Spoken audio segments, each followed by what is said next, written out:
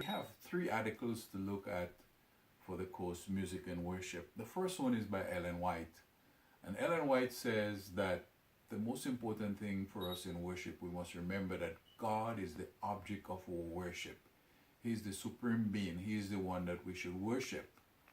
She also pointed out that the Sabbath is a special time to worship God as the Creator. Every Sabbath we remember that we are worshiping the Creator. She also said that true worship is not in forms and ceremonies, but worship comes from the heart, the relationship we have with God. True worship comes from the heart. So worship is not something we do once a week. It's a state of mind, the state of the heart. She also places great emphasis on structure in worship, the liturgy. The preaching is important, the music is important, everything in worship is important, but it should be structured and ordered. The second article I reviewed was the one by Dr. Harold Best. And Harold Best is saying again that worship should not be something we do once a week, but worship should be a lifestyle. It should be a habit. You know, when we come to church on Sabbath, it's just the crowning act of worship, because we should be practicing worshiping God all week. He also makes the important point that music is just an avenue to worship God. So when we worship God, we worship Him with our heart. The worship is not in the ceremonies and in the forms. It's just our heart response to God because we love Him.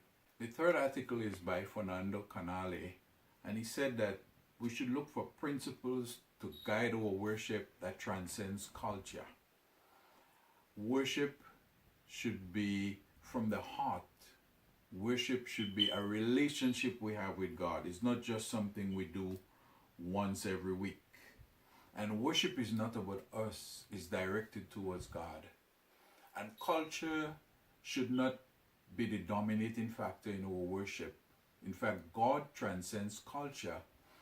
And so our worship should be cross-cultural and not according to culture. Worship, Dr. Canale says, is not just forms and rituals. Worship leads to obedience.